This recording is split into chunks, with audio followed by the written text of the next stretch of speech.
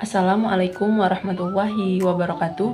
Perkenalkan, nama saya Vira Yuniar dari kelas Informatika B dengan NIM 24106050069 Fakultas Sains dan Teknologi Universitas Islam Negeri Sunan Kalijaga, Yogyakarta.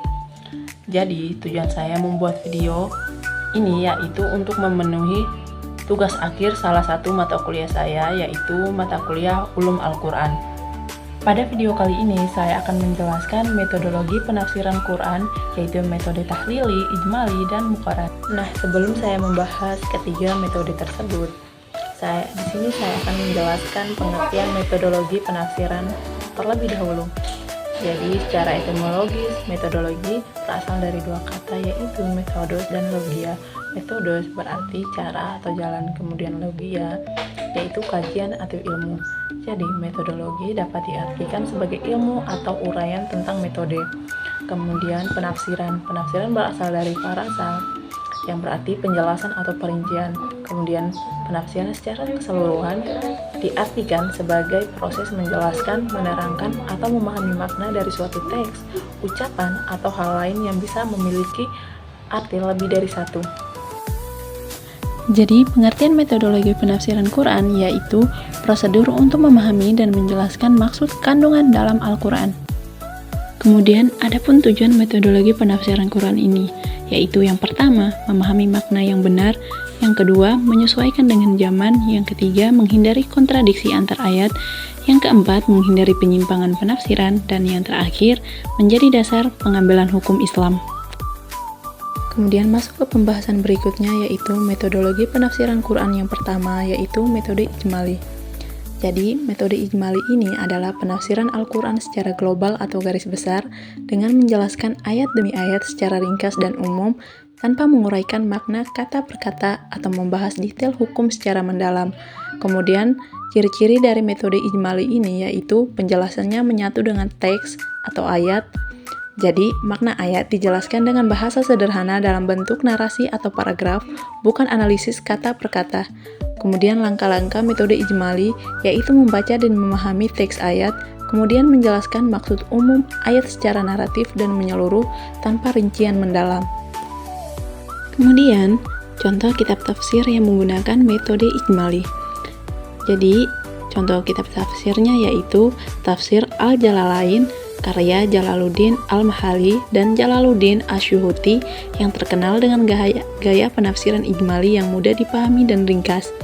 Kemudian, pasti ada kelebihan dan kekurangan dari metode ijmali ini. Jadi, kelebihannya cocok untuk pemula atau pembaca umum karena bahasanya mudah dan tidak terlalu teknis.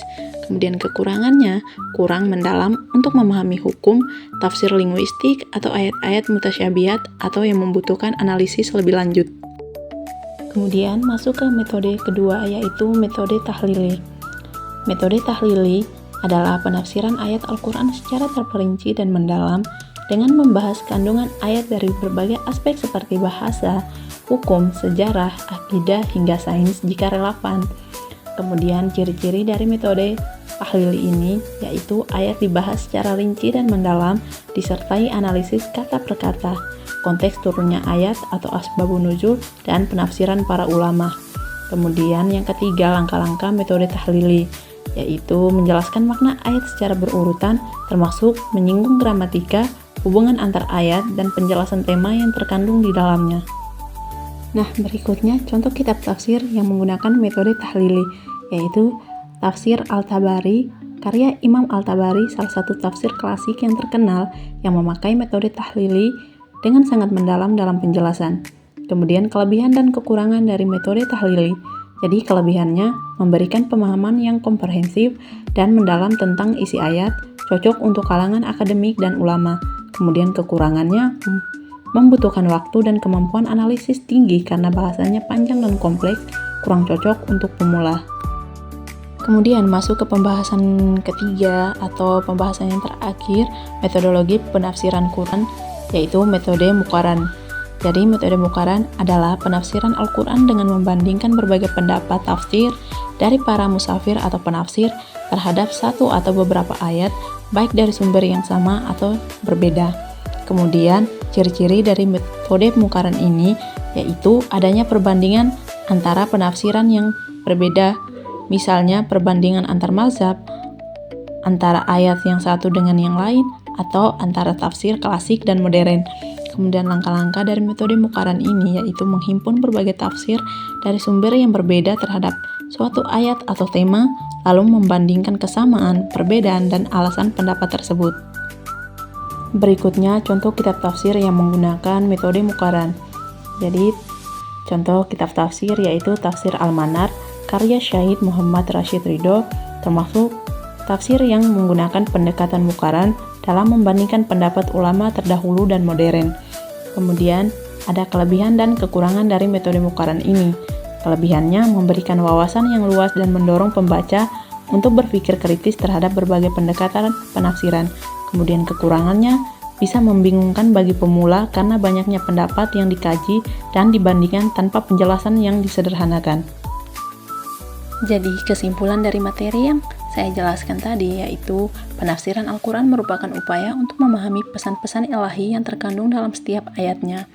Metodologi tafsir seperti ijmali, tahlili, dan muqaran hadir sebagai pendekatan yang beragam namun saling melengkapi. Metode ijmali memberikan pemahaman secara ringkas dan menyeluruh, tahlili menawarkan penjelasan mendalam dan terperinci terhadap setiap ayat, sementara muqaran memperkaya wawasan melalui perbandingan berbagai pandangan penafsiran. Ketiga metode ini menunjukkan bahwa Al-Quran dapat dikaji dari berbagai sisi sesuai kebutuhan, kemampuan, dan tujuan pembacanya, sekaligus mencerminkan kekayaan intelektual dalam khazanah tafsir Islam. Sekian video penjelasan dari saya. Kurang dan lebihnya saya mohon maaf. Wabillahi taufiq wal hidayah. Wassalamualaikum warahmatullahi wabarakatuh.